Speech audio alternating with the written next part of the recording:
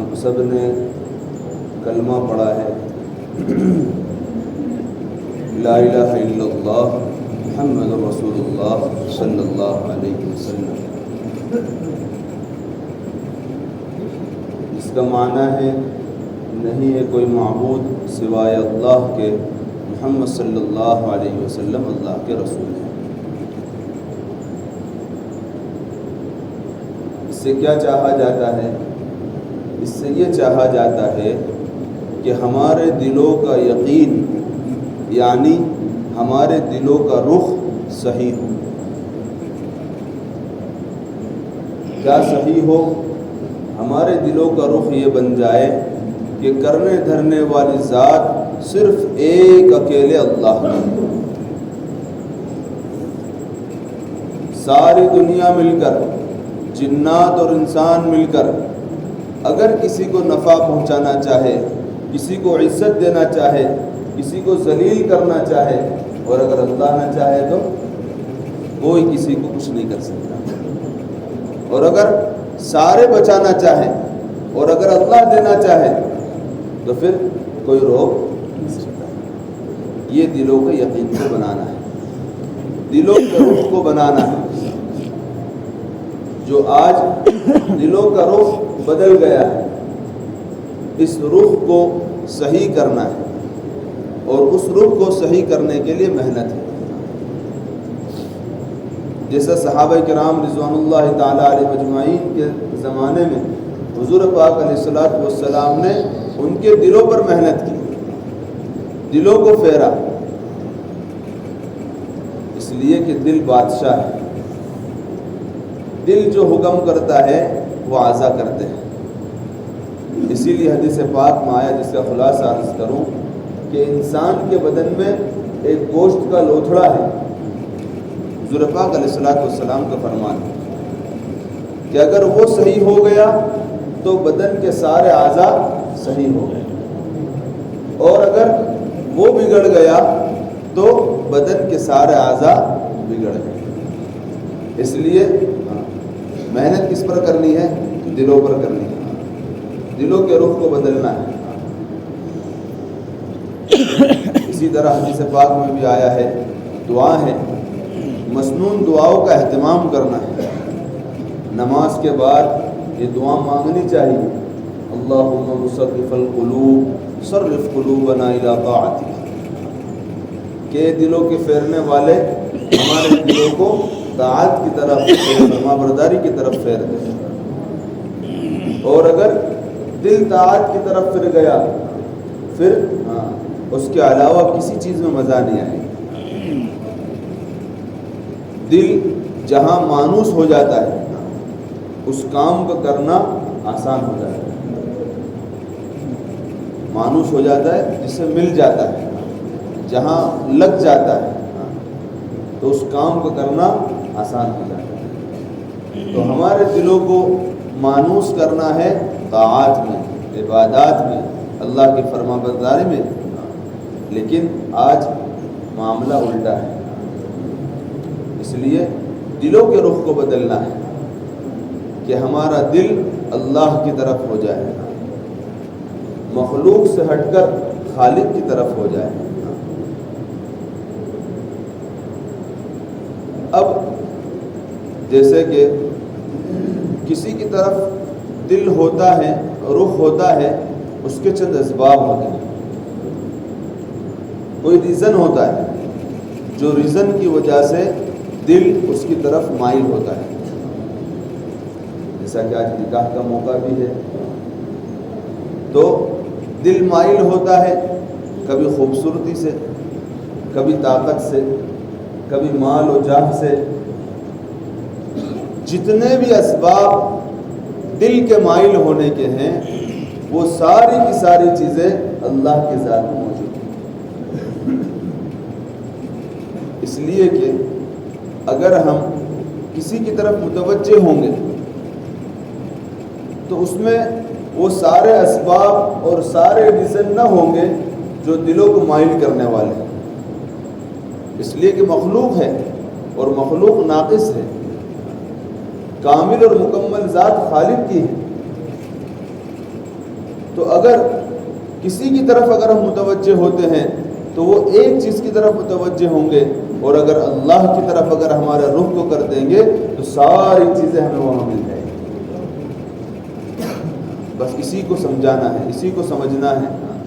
یہ پہلی سیڑھی ہے ہماری زندگی کا پہلا سبق ہے کہ ہمارے دلوں میں یہ بات اتر جائے کہ سب کچھ اللہ ہے۔ اور جیسے میں نے کہا کہ دلوں کو مائل کرنے کے اسباب ہیں، وہ اسباب کتنے درجے تک اللہ کی ذات میں ہیں اس کو دیکھنا پڑے گا۔ اس لیے اس کی ذات کو پہچاننا پڑے گا کہ اللہ کی ذات کیا ہے۔ اس لیے فرمایا کہ اللہ کی ذات تک پہنچنے کے لیے اس کی مخلوق میں غور کرو۔ اللہ کی ذات میں غور و فکر نہیں کرنا ہے، اس لیے کہ اللہ کی ذات میں غور و فکر کریں گے تو گمراہ ہو جائیں گے۔ مخلوق میں غور کرنا ہے کہ اللہ تعالیٰ کی جو بناوٹ ہے وہ کیسی ہے۔ اگر اس کی طرف آدمی دیکھے گا تو اللہ کی قدرت کو پہچاننے والا بنے گا کہ اللہ تعالیٰ کیا قدرت کے مالک ہیں۔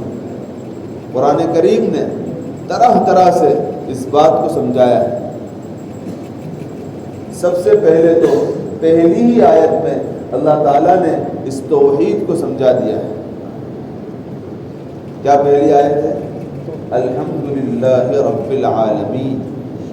قرآن پاک کی پہلی آیت کیا ہے؟ الحمدللہ رب العالمین، کہ تمام تعریفیں اس اللہ کے لیے ہے جو تمام جہانوں کا پالنے والا ہے۔ کیا فرمایا؟ غور کرنا ہے۔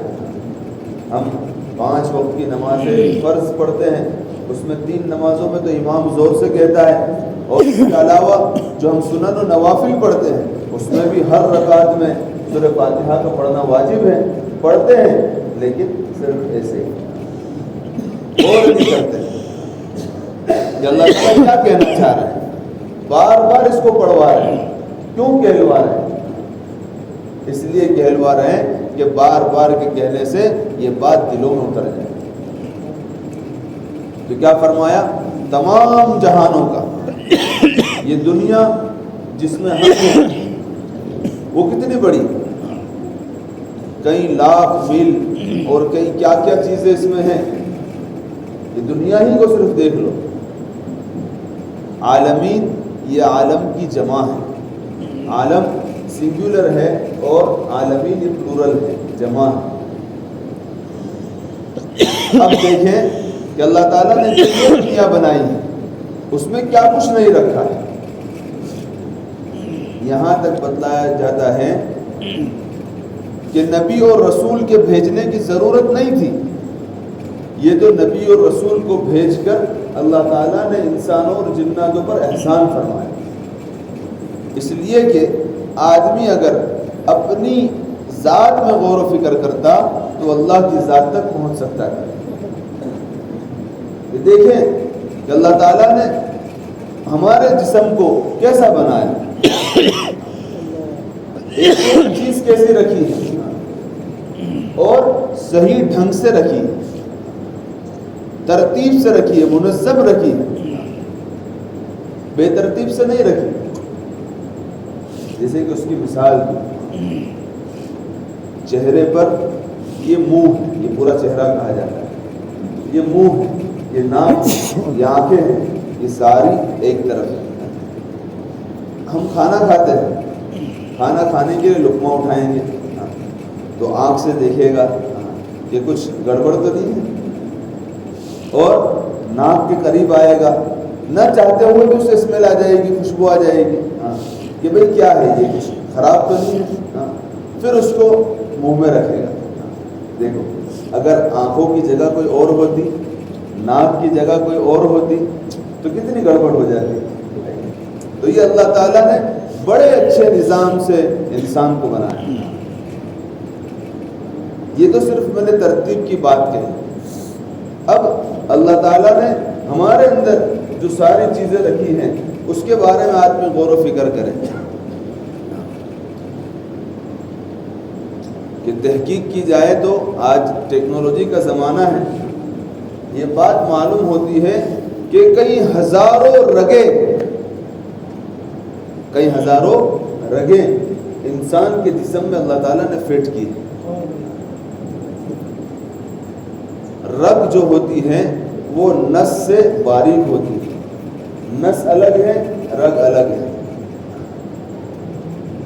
اور اسی طرح جب ہم کھانا کھاتے ہیں تو یہ گلے کے اندر اس حلق میں اللہ تعالیٰ نے 3 چیزیں رکھی.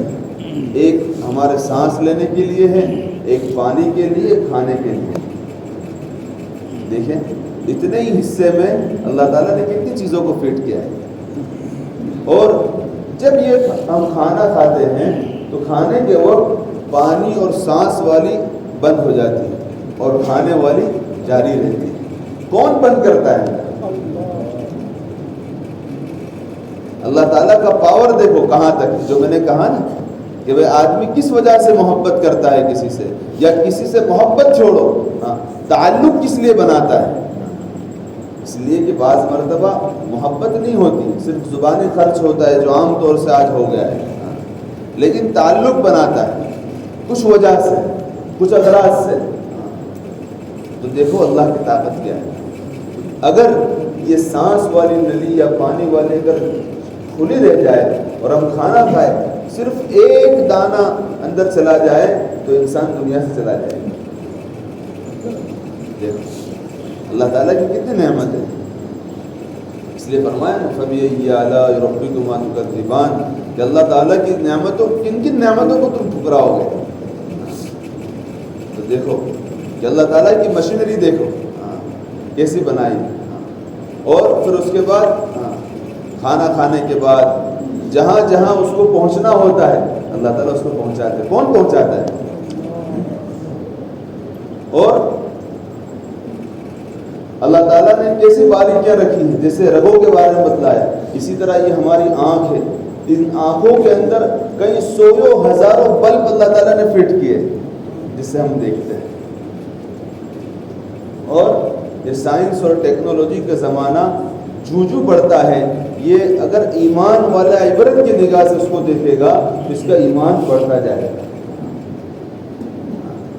اللہ سے تعلق اس کا بڑھتا جائے گا. لیکن عبرت کی نگاہ سے دیکھے، اس لیے کہ حدیث پاک میں ہے کہ ایمان والا ہر چیز کو عبرت سے دیکھتا ہے. تو عبرت سے اس طرح دیکھنا ہے کہ پہلے ایسا ہوا کرتا تھا کہ سارے چیز کے علاج کے ایک ہی ڈاکٹر ہوتے تھے. کوئی بھی بیماری، کوئی بھی تکلیف ہو جائے کسی ایک کے پاس چلے جاؤ، علاج ہو جائے گا. لیکن آج کیا ہوا؟ ہر چیز کے الگ الگ. اور اس بات میں درمیان میں یہ کہتا ہوں کہ آج انسان جو اپنی ذات پر اکڑ رہا ہے اور اس ٹیکنالوجی پر فخر کر رہا ہے، گھمنڈ کر رہا ہے، تو اس پر ہمیں ایک بات تو یہ سوچنی ہے کہ ہمارے ذہن تو پہلوں سے بھی کم ہو گئے. جیسے میں نے یہ بات کہی کہ پہلے ہر چیز کا علاج ایک دیتا تھا، اب ہمارے ذہن اتنے کمزور ہو گئے کہ ایک سال برداشت نہیں کر سکتا ہے، ایک کو ہی لے گا. خیر، تو یہ ہر طرح کی ڈاکٹر الگ ہو گئے. یہاں تک بتلاتے ہیں کہ یہ ہماری جو آنکھ ہے، اس آنکھ کے 18 طریقے کے ڈاکٹر ہیں، 18 طریقے کے اسپیشلسٹ ہیں. یعنی کہ اللہ تعالیٰ نے آنکھ کے اندر ابھی تک انسان جہاں تک پہنچا ہے، پہلے یہ مت پتا تھا کہ 18 چیزیں اندر ہیں، اب پتا چلا، اور غور کرے گا اور پتا چلے گا. تو ابھی تک یہ پتا چلا کہ 18 چیزیں اللہ تعالیٰ نے اس آنکھ میں فٹ کی ہے. اور اسی طرح اور چیزوں کے بارے میں نعمت کی شکر گزاری کرے کہ اللہ تعالیٰ نے کن کن بیماریوں سے، کن کن تکلیفوں سے اللہ تعالیٰ نے ہمیں بچا کر رکھا ہے.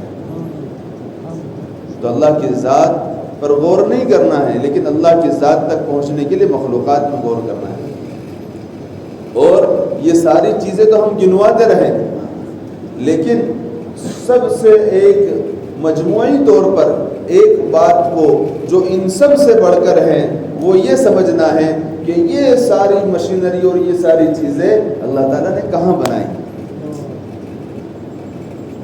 یہ ساری چیزیں تو بنائی اللہ تعالیٰ نے، اس پر تو ہم نے غور کیا، لیکن اس سے زیادہ تعجب کی بات یہ ہے کہ اللہ تعالیٰ نے ماں کے پیٹ میں انسان کو بنایا،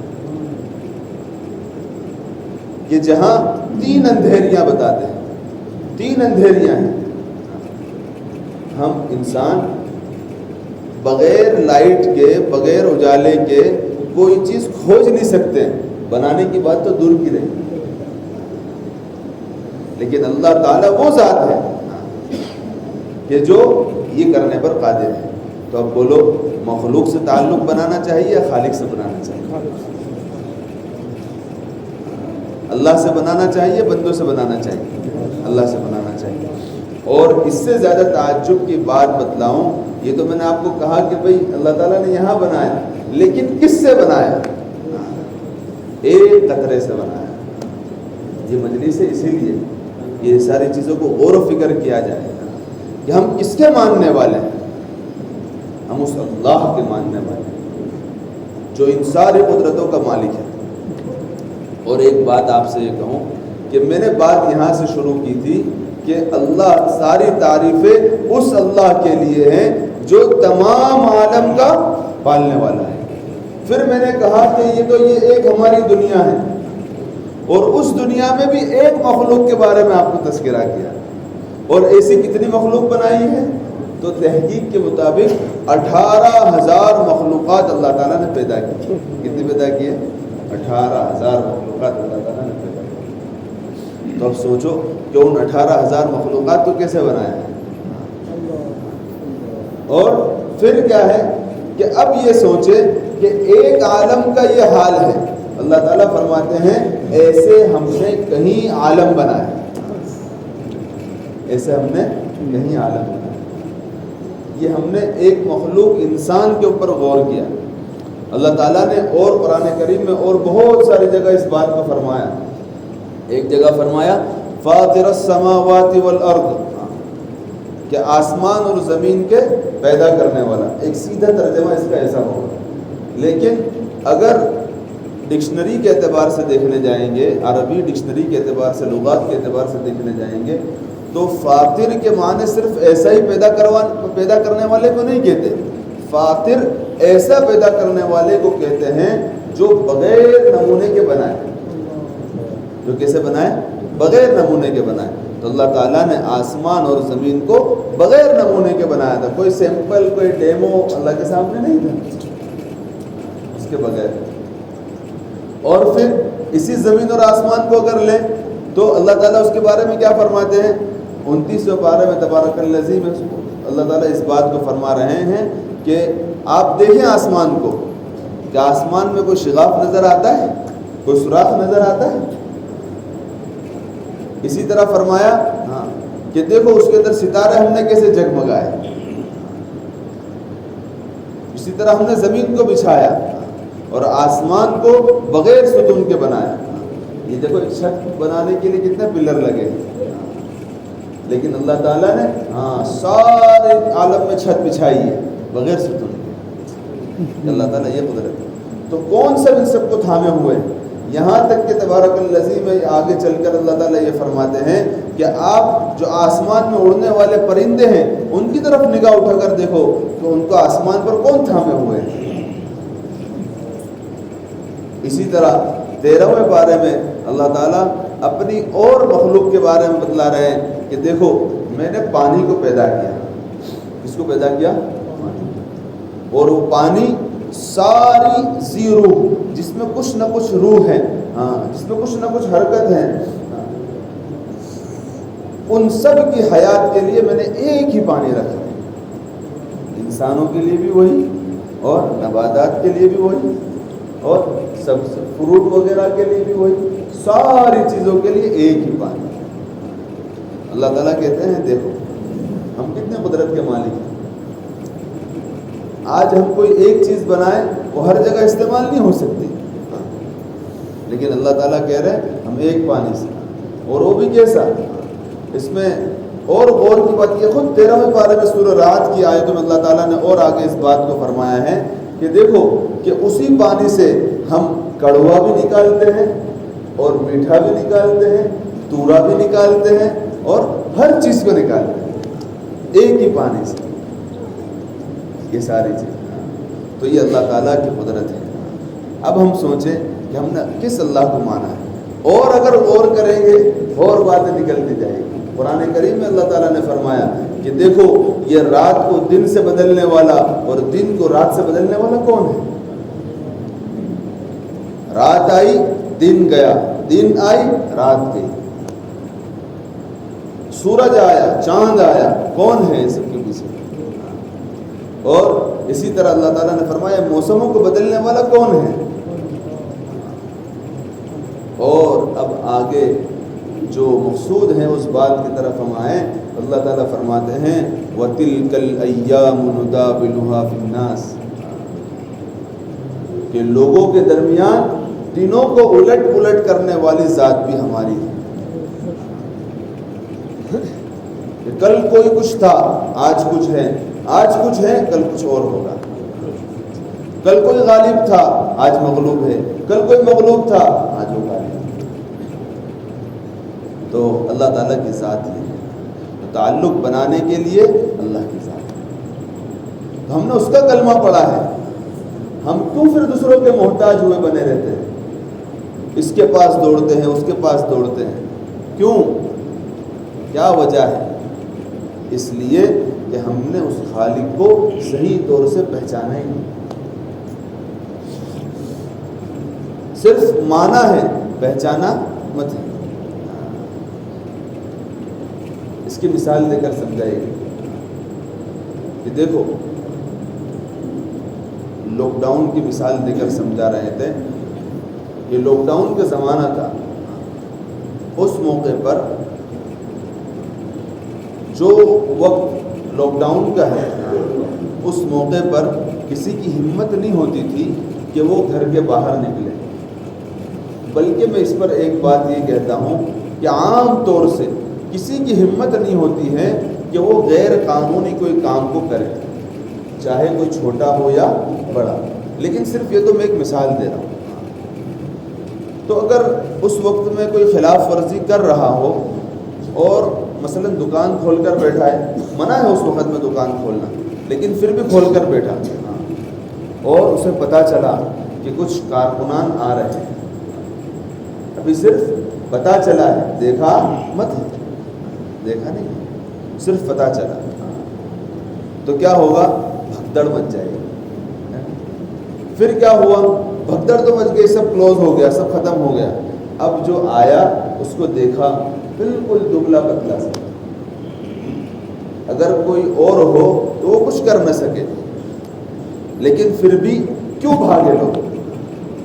اس لیے کہ اس کے پیچھے کوئی طاقت ہے، اس طاقت کو پہچانا ہے کہ یہ تو کچھ نہیں کر سکتا ہے، لیکن اس کے پیچھے جو طاقت ہے وہ بڑی ہے۔ تو پھر آدمی اس سے ڈرتا ہے اور جو کہا ہے اس کو مانتا ہے، مانتا ہی مانتا۔ اسی طرح حضرت شیخ نے لکھا ہے نا فضائل اعمال کو، فضائل اعمال کھولنی پڑتی ہے۔ فضائل اعمال میں لکھا ہے، شیخ نے نماز کے اندر لکھا ہے، فضائل نماز میں، کہ اگر ہمیں پتہ چل جائے کہ ہمارا بیٹا کوئی معمولی سا حکم خلاف ورزی کر رہا ہے، یا یہ کہ کسی سیاسی پارٹی سے اس کا تعلق ہو گیا ہے، تو پھر کیا ہوگا؟ اس کو روکنے کی کوشش کی جائے گی، اسے روکا جائے گا، سمجھایا جائے گا۔ لیکن پھر حضرت شیخ نے آگے لکھا ہے کہ مالک الملک، سارے جہاں کا بادشاہ، اس کے حکم توڑے جا رہے ہیں، لیکن حرف غلط کہنے کی بھی توفیق نہیں ہوتی کہ بیٹے تو غلط کر رہا ہے۔ کیا وجہ ہے؟ وجہ یہی ہے کہ ہم نے پہچانا نہیں اللہ تعالیٰ۔ تو یہ مذاکرہ اسی لیے، اور یہ دعوت و تبلیغ کا کام اسی لیے ہے کہ ہم اللہ کی ذات کو پہچانیں کہ اللہ تعالیٰ کیا قدرت کا مالک ہے۔ انما امرہ اذا اراد شیئا ان یقول له کن فیکون، کہ اللہ تعالیٰ جس چیز کا ارادہ کر لیتے ہیں تو کہتے ہیں ہو جائے تو ہو جاتا ہے۔ سورہ یاسین میں اس کو بتلایا اور کہا روزانہ صبح میں سورہ یاسین پڑھ لیا کرو فجر کی نماز کے بعد۔ حدیث پاک میں آتا ہے جس کا خلاصہ ہے کہ فجر کی نماز کے بعد سورہ یاسین کو پڑھے گا، اللہ تعالیٰ سارے دن کے اسے کفیل بن جاتے ہیں۔ ذمہ دار بن جاتے ہیں، لیکن کسی کو احساس ہو اور پتہ ہو کہ اللہ کون ہے تو کرے نہیں، پتہ ہی نہیں ہے کہ اللہ ہمارا ذمہ دار بن رہا ہے۔ جیسے میں نے پہلے عرض کیا، اگر کوئی بڑا آدمی دنیا کے اعتبار سے ہو جس کو ہم بڑا سمجھ رہے ہیں، اگر وہ کسی کام کی ذمہ داری لے لیں تو بڑا فخر سے اور بڑا چھاتی پھلا کر آدمی سینہ پھلا کر سینہ نکال کر گھومتا ہے، ہاں میرے کام کی ذمہ داری اس نے لے لی، اب میرا کام ہو جائے گا، اور کانفیڈنس سے کہتا ہے اب جا تجھے جو ہو کر لینا، میرا ذمہ داری اس نے لے لی، کہتا ہے نہیں کہتا؟ اللہ کرے اس سے زیادہ یقین ہمارا اللہ کی ذات پر ہے۔ اللہ تعالیٰ نے میں اس لیے کہہ رہا تھا روزانہ پڑھنی ہے کہ روزانہ سورہ یاسین میں پڑھ رہے ہیں اور اللہ تعالیٰ پڑھا رہا ہے کہ میں جس چیز کا ارادہ کر لیتا ہوں تو اس کے لیے کہتا ہوں ہو جائے تو ہو جاتا ہے۔ پھر اللہ تعالیٰ فرماتے قرآن کریم میں ان اللہ علی کل شیء قدیر، کہ بے شک اللہ تعالیٰ ہر چیز پر قادر ہے۔ اور سورہ بروج میں اللہ تعالیٰ نے فرمایا فعال لما یرید، کہ اللہ تعالیٰ جس کام کو چاہتے ہیں اس کو کر کے رہتے ہیں۔ اللہ تعالیٰ نے قرآن کریم میں بار بار ہم کو سمجھایا، لیکن سمجھنے والا چاہیے، سمجھنے کا وقت ہونا چاہیے۔ دیکھو درمیان میں بات نکلی تو کہتا ہوں کہ یہ جو ہمارا مرکز کا دن ہے اس میں کم از کم سارے مسجد وار جماعت آئے، وہ ضروری ہے۔ لیکن کیوں؟ اس لیے کہ یہاں سے پورے ہفتے کا پاور ملے گا۔ لیکن آج دیکھیں کہ ہفتے میں ایک بار بھی ہمیں یہاں پر نکلنے کا وقت مل رہا ہے؟ کتنا مجمع خالی، ہزاروں کی تعداد میں کم از کم جو آپ کے یہاں پر شب قیام والے ہوں گے، جو علاقہ آپ کے ساتھ ٹچ میں ہیں وہ ہوں گے۔ لیکن آج دیکھو سویوں کا مجمع مشکل ہو رہا ہے۔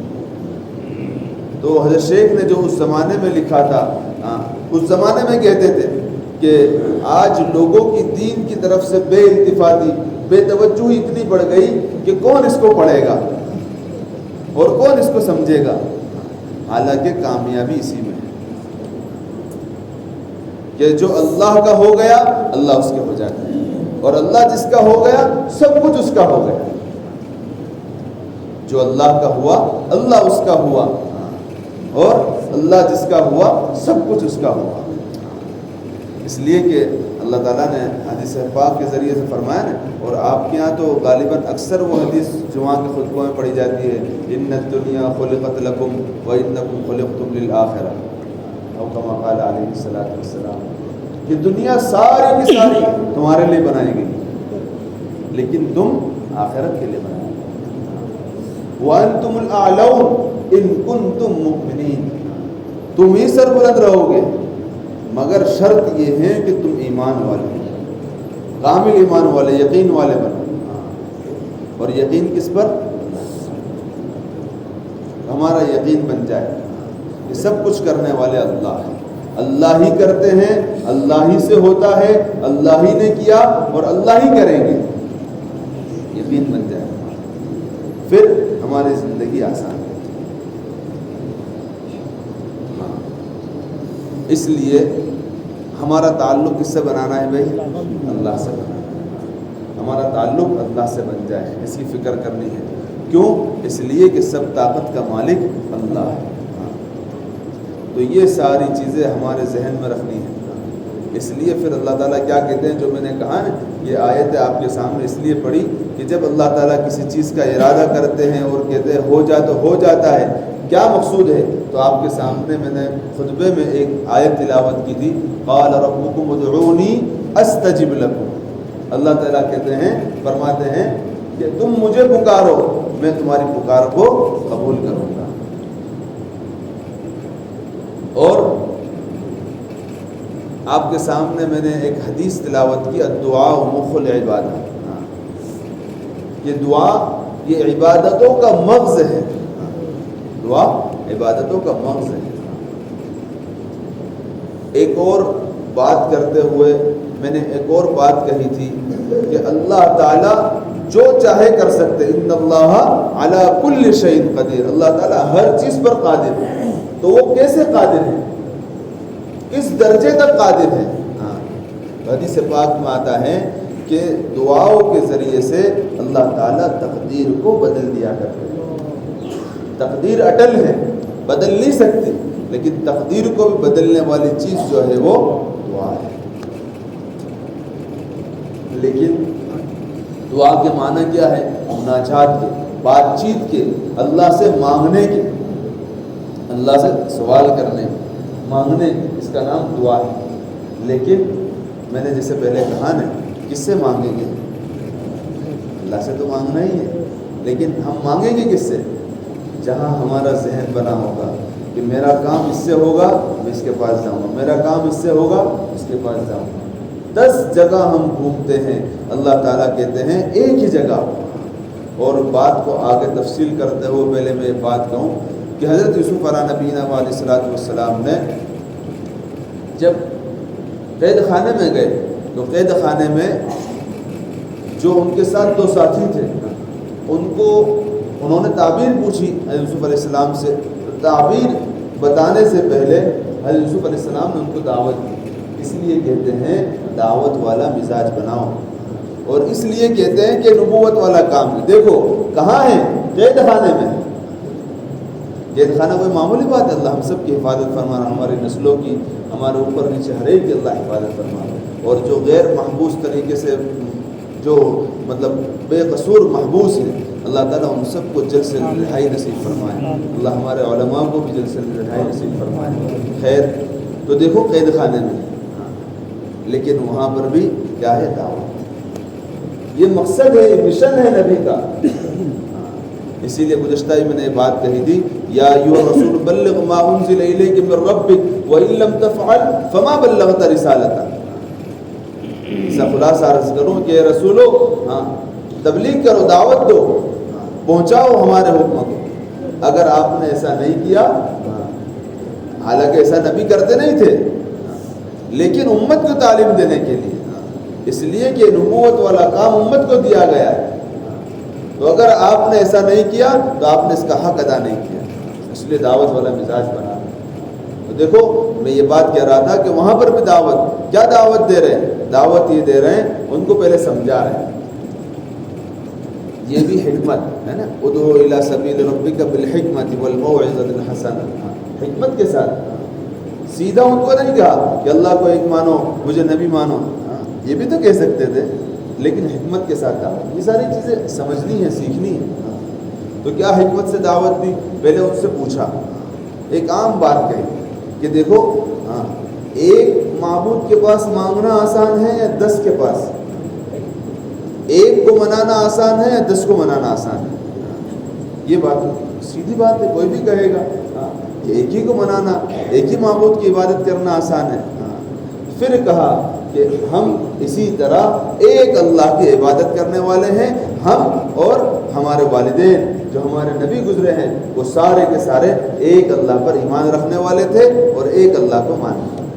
حکمت سے بات سمجھ میں آ جائے. اگر سمجھنے والا ہو تو، کوئی ضد والا ہو تو پھر اس کو نہیں سمجھ میں آئے، لیکن کوئی عقل مند ہے سمجھ میں آ جائے. اسی طرح ہمیں بھی یہ بات اس طرح سے لینی ہے کہ آج ہم نے بھی زبان سے تو نہیں کہتے، لیکن عملی طور سے نعوذ باللہ بہت سارے معبود بنائے اور در در پر جاتے ہیں، ٹھوکریں کھاتے ہیں، پھر ہم یہاں پر آتے ہیں. اسے اس کی مثال گزشتہ بھی شاید میں نے مثال دی تھی کہ مثلا کوئی بیمار ہوا تو کیا کہا گیا؟ ہمیں یہ کہا گیا کہ اگر بیمار ہو تو بیمار کا علاج سجدے سے کرو. حدیث پاک کا مفہوم اور خلاصہ ہے. اور ہمارا یقین ہے کہ حدیث میں جو بات کہی گئی سچی پکی 2 ٹوک ہے، ہمیں اس پر یقین ہونا چاہیے. اور جسے یقین ہو گیا اس کی زندگی آسان ہو گئی، بن گئی، کامیاب ہو گئی. کہ دیکھو اگر جیسے کہ جن کی بنی تھی، انہوں نے اس کو آسان کر دیا. اس کی ایک واقعے کے ذریعے سے مثال، ایک اللہ والے تھے. دیکھو اللہ والے، ان کی نگاہیں بہت لمبی ہوتی ہیں، دور تک ہوتی ہے، اور ان کی چاہت یہ ہوتی ہے کہ ہر چیز پر ہمارا عمل ہو جائے. جو مقصود بھی ہے، ہمیں اللہ کے ہر حکم پر عمل کرنے کی کوشش کرنی چاہیے. اسی لیے ایک بات میں یہ کہتا ہوں کہ حج اسی پر فرض ہیں جو مالدار، یہ تو بات ہے، شریعت کا حکم ہے، لیکن انسان کو یہ کوشش بھی کرنی چاہیے۔ اور اس کی کوشش میں کیا ہے؟ سب سے پہلی کوشش یہ ہے اب اپنا پاسپورٹ بنا کر رکھے۔ یہ میرے بس میں، پاسپورٹ آج کے معمولی سے رقم میں بن جاتا ہے۔ حج فرض آپ پر جب ہی ہوگا جب آپ مالدار بنیں گے، لیکن ہمارے دل کی یہ تمنا ہونی چاہیے کہ میں اللہ کے ہر حکم کو پورا کرنے والا ہوں۔ فرض جب ہی ہوگا، لیکن طلب، اس کے لیے کوشش، پھر جو طلب کرتا ہے اللہ اسے دیتا ہے۔ تو میں یہ کہہ رہا تھا کہ ہمارے اسلاف بھی جو گزرے ہیں ان کی بھی یہ کوشش ہوتی تھی کہ ہم ہر سنت پر اور ہر اللہ کے حکم پر، میں نے اللہ کے حکم کی بات کی، اور دوسری بات یہ کہ ہمیں یہ بھی ہونا چاہیے کہ نبی پاک صلی اللہ علیہ وسلم کی سیرت کو پڑھیں، ان کی سیرت کو جانیں، اور ایک ایک سنت پر ہم عمل کرنے کی کوشش کریں۔ جسے میں نے کہا نا، اس کی مثال دی نا، ایسے اگر آدمی چاہے گا تو اللہ تعالیٰ اس کے لیے راستے کھولے گا سنتوں پر عمل کرنے کے لیے، لیکن جو چاہے نہیں، احساس ہی نہ ہو، پھر اس کے لیے کیا ہونا ہے؟ تو وہ اللہ والے تھے۔ تو دیکھو، کوئی اگر بیمار ہو تو دوا لینا یہ سنت ہے۔ اس کے اوپر اور ایک واقعہ کہہ دوں، مولانا عمر صاحب پالنپوری رحمۃ اللہ علیہ کا غالباً واقعہ ہے کہ ایک جوان میری طرح کوئی تبلیغ میں نیا جڑا، اور پھر وقت لگا کر آیا، وقت لگانے کے بعد آ کر بیمار ہوا۔ بیمار ہوا، اسے کہا کہ بھئی دوائی لے لو۔ نہیں، دوائی سے کچھ نہیں ہوتا، اللہ کرتے ہیں۔ یہ ادھوری تبلیغ ہے، سمجھنا ہے کہ اسباب اختیار کرنے ہیں لیکن یقین اللہ پر رکھنا ہے، یقین۔ تو کہا اس کو واپس لے جاؤ، صحیح سمجھ نہیں آئی اسے۔ خیر، یہ لطیفے کے طور پر میں نے کہہ دیا، لیکن یہ ہے کہ میں واقعہ بتلا تھا اللہ والوں کا۔ تو دیکھو، دوا سنت ہے، تو وہ دوائی کے لیے بھی سنت طریقے پر عمل کرنے کے لیے طبیب کے پاس، ڈاکٹر کے پاس جاتے تھے، اور اس کے پاس پورا پرچہ لکھواتے تھے، اور پھر میڈیکل شاپ پر جاتے تھے، اور وہاں پر پوچھتے تھے کہ بھئی دوائی کتنے کی ہے؟ بھئی مثلا جتنے کی بھی ہو، اچھا اتنے کی۔ دوائی لیتے مت تھے وہ، بس وہ لیتے اور اتنی رقم صدقہ کرتے کہ اس دوا میں شفا یقینی نہیں ہے، ہو سکتا ہے کہ نقصان کا بھی سبب بنے۔ دیکھو، یہ ان کے یقین اور توکل کی بات ہے، ہمیں تو دوا لے کر پھر اللہ پر بھروسہ کرنا ہے، ورنہ سارے میں پرچے وہاں پر لے کر نہیں چلے جائیں۔ خیر، تو دوا سنت کی نیت سے کرنا ہے۔ جو میں نے کہا نا کہ ہمیں پتہ ہونا چاہیے کہ بھئی سنت کیا ہے، تو اس پر ہم عمل کر سکیں گے۔ دوا کرنا بھی سنت ہے، اور پرہیز کرنا واجب ہے، پرہیز کرنا واجب ہے۔ مثلا کوئی ڈائبٹیز کا مریض ہے، اس کو منع کیا کہ میٹھے سے بچنا ہے، سویٹ سے بچنا ہے، اس کو بچنا پڑے گا، یہ واجب ہے۔ اگر خدا نہ خواستہ، یہ آگے مسئلے کی بات ہے، وہ میں نہیں بتلاتا ہوں۔ تو خیر، میں یہ کہہ رہا تھا کہ دوائی سنت ہے، تو دیکھو وہ سنت پر عمل کرنے کے لیے ڈاکٹر بس چلے جاتے تھے، پھر دوسرے فرمان پر، فرمان رسول صلی اللہ علیہ وسلم پر عمل کرنے کے لیے ان رقم کو صدقہ کرتے تھے۔ یقین تھا ان کا کہ جو فرمایا گیا، جیسے کہا گیا ایسے ہوگا۔ تو میں یہ بات کہہ رہا تھا کہ آج ہمارا معاملہ الٹا ہو گیا، ہم سب جا کر ہر جگہ جا کر ٹھوکریں کھا کر آئیں گے۔ خدا نخواستہ اللہ ہم سب کی حفاظت فرمائے، ہر بیماری سے ہمارے گھر والوں کے اوپر نیچے ہر ایک کی حفاظت فرمائے، اور ہر بیماری سے ہر ایک کو اللہ شفا بھی دے، صحت، قوت، تندرستی، عافیت دے ہمیں، اور اللہ تعالی ہمیں خوشگوار زندگی عطا فرما کر، خوشگوار زندگی عطا فرما کر شکر گزاری والا راستہ اختیار کروا کر جنت کا راستہ اللہ تعالی ہمارے لیے آسان فرما دے۔ دعائیں اللہ سے مانگنی ہیں۔ تو خیر، میں یہ عرض کر رہا تھا، اگر کوئی بیمار ہوا سخت، تو کیا کرتے ہیں؟ پہلے ڈاکٹر کے پاس جائیں، اور اگر اس سے ٹھیک نہیں ہوا تو پھر کوئی، اگر ہمارے جان پہچان میں کوئی نہ کوئی تو ہوتا ہے، چاہے اندھوں میں کانا راجا ہو، لیکن اس کو بھی پوچھتے ہیں کہ بھئی اب یہ معاملہ ہو، اب آگے بات بن نہیں رہی ہے تو کیا کرنا ہے؟ تو کہے گا کہ فلاں جگہ جاؤ، 10 جگہ جائیں گے، پھر بات نہیں بنے گی، پھر یہاں آئیں گے کہ اللہ بات نہیں بن رہی۔ ارے پہلے سے آ جائے تو 10 جگہ گھومنا بھی نہیں پڑتا۔